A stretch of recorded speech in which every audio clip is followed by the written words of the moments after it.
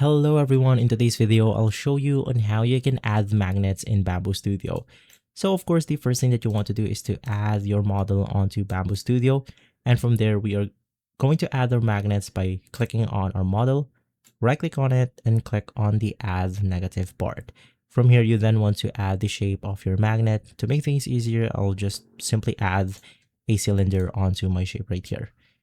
Now, from here, you then want to add or move the shape onto the part where you want to insert your magnet. So in my case, I'm going to insert my magnet onto the middle of my main shape. And from there, of course, you then want to scale it by clicking on this option. And from there, I'm going to make it smaller. And then I'll make sure to get it right as the size of my magnet.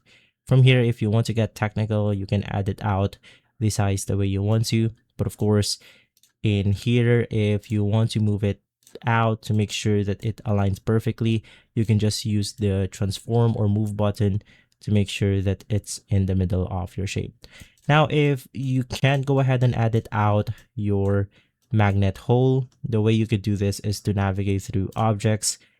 In here, click on the cylinder, and basically we can edit out our magnet right here.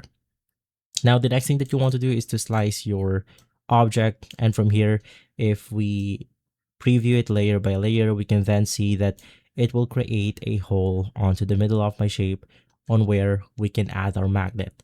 Now, the question is, how can you do that?